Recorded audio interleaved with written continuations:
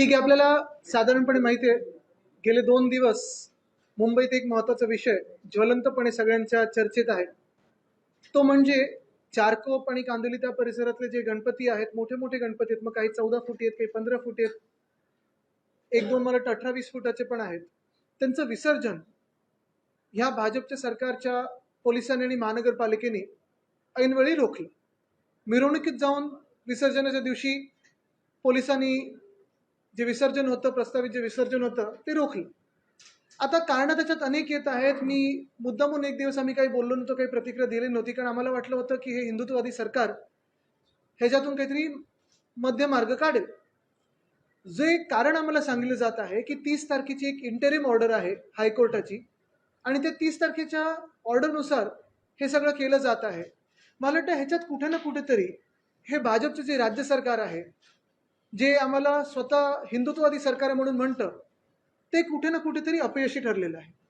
पहिली गोष्ट म्हणजे जेव्हा ही केस कोर्टात होती, जेव्हा मुंबई महानगरपालिकेला आणि राज्य शासनाला माहिती होतं, पोलिसांना देखील माहिती होतं की 1 तारखेपासून मागी गणपती आहे, ज्या मंडपांना, ज्या मंडळांना परवानगी तुमच्याच पोलिसांनी दिलेली आहे, ज्या मंडळांना परवानगी तुमच्याच महानगरपालिकेने दिलेली आहे, तुमच्याच प्रशासनाने दिलेली आहे, तुमच्याच वॉर्ड ऑफिसरने दिलेली आहे, त्या मुंबई महानगरपालिकेने कोर्टात आर्ग्यू करत असताना कमीत कमी ह्या मागी गणेशाच्या ज्या तारखांसाठी सूट मागणं गरजेचं होतं. मला त्याच्यात जायचं नाही आणि मला माहिती नाही की त्यांनी त्याच्यात आर्ग्यू करताना काय केलेलं आहे.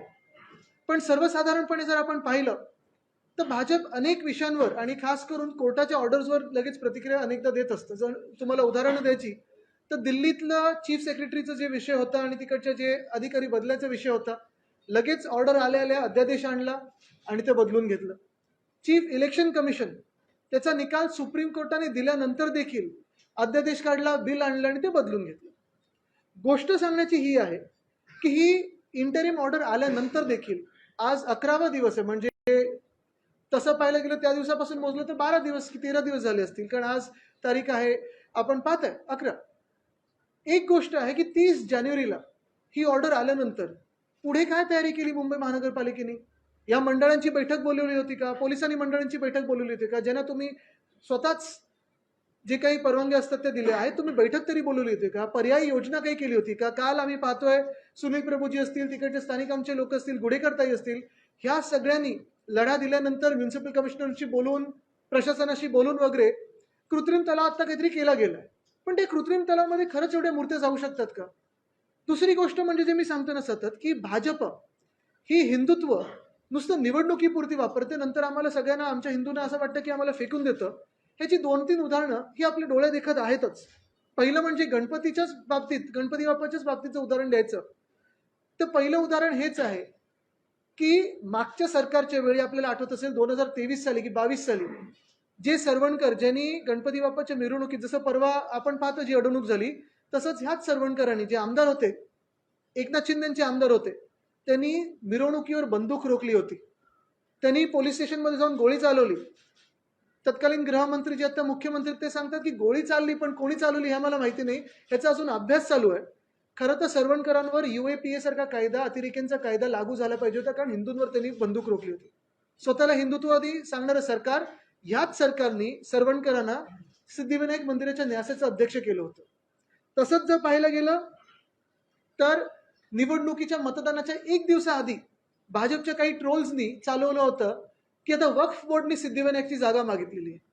म्हणजे एका बाजूला ज्यांनी बंदूक रोखली गणपती बाप्पाच्या मिरवणुकीवर, घाणेरड्या शब्दांचा वापर केला, पिता पुत्र दोघेही त्याच्यात, तो व्हिडिओमध्ये पण आहे, मला वाटतं आपण सगळ्यांनी तो व्हिडिओ दाखवलेला आहे, त्यांना तुम्ही सिद्धिविनायकाचे अध्यक्ष करता, त्या न्यासाचे अध्यक्ष करता. दुसऱ्या बाजूला मतं मिळवण्यासाठी आणि भीती निर्माण करण्यासाठी तुम्ही सांगता की वक्फ बोर्डने आता ही जागा मागितलेली आहे.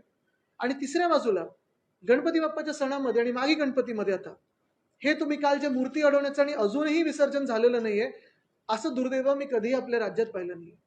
एक दिसतं, एक प्रखरपणे दिसतं याच्यात की मराठमोळे जे सण आहेत, मराठमोळे जे हिंदुत्व आहे, ते भाजपला पुसून काढायचं आणि म्हणून भाजप गप्प आहे.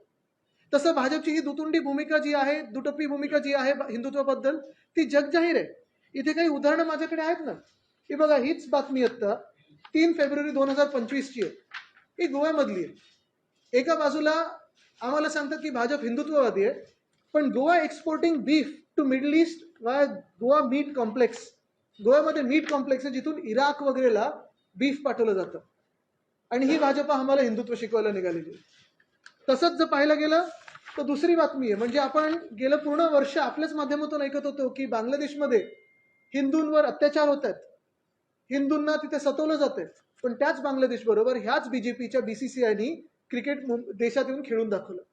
त्याच बांगलादेशला ही आता पहिली बातमी तर 27 डिसेंबर 2024 ची आहे, म्हणजे मागच्या काही एक महिन्यातली. 2 लाख टन बांगलादेशला आपण भात एक्सपोर्ट करत होतो, तांदूळ एक्सपोर्ट करत होतो. म्हणजे आपण पहा, एका बाजूला आपल्याला खेळवत राहायचं, आपण सारे हिंदू आपली मतं मिळवण्यासाठी भाजप आपल्या मनामध्ये भीती घालणार की आता बांगलादेशी आले, आता रोहिंग्या आले, आता अमुक झालं, आता बांगलादेशमध्ये तिथे काहीतरी होतंय. ते सगळं दाखवून आपल्याकडे हिंदू मुस्लिम दंगली करणार, ते सगळं करून आपल्याकडे वातावरण एकदम संवेदनशील करून ठेवणार, मतं मिळवणार. पण तिथे दुसऱ्या बाजूला बांगलादेशमध्ये क्रिकेट खेळणार, 2 लाख टनाचं तिथे तांदूळ पाठवणार. आज आपण पाहतोय ना, म्हणजे निवडणूक आली की परत एक विषय येतोच सगळीकडे की रोहिंग्या देशात घुसलेत, बांगलादेशात घुसलेत. जसं ट्रम्पनी पहिल्या दिवसापासून ते त्यांच्या देशात घुसलेले आधी खरं तर आपल्या देशातले पाहिले असतील तर नागरिकांना बेड्या हातापायात घालून परत त्यांच्या विमानाने पाठवलं. कोलंबियासारखं आपण विमान पण नाही पाठवलं. तसं तुम्ही ह्या गेल्या 10 वर्षामध्ये ह्या बांगलादेशच्या विषयावरनं राजकारण आणि आरोप सोडून कधीही केंद्र सरकारला ऍक्शन मोडमध्ये पाहिले का? किती बांगलादेशी परत पाठवले, किती विमानं बांगलादेशांची परत पाठवली, ट्रेननी पाठवली, विमानाने पाठवलं, चालत पाठवलं, काही असेल, पण पाठवताना पाहिलंय का? आणि हे सगळं होत असताना जे मी सांगितलं ना की कुठे ना कुठेतरी याचा पुढचा मार्ग काय हे मुख्यमंत्र्यांनी आम्हाला सांगणं गरजेचं आहे. कारण आज हा विषय तर आहेच, म्हणजे हा लोकांसमोर विषय आहे की भाजपच्या राज्यामध्ये गणपती बाप्पाच्या मिरवणुकीला रोखलं गेलेलं आहे, विसर्जनापासून रोखलं गेलेलं आहे.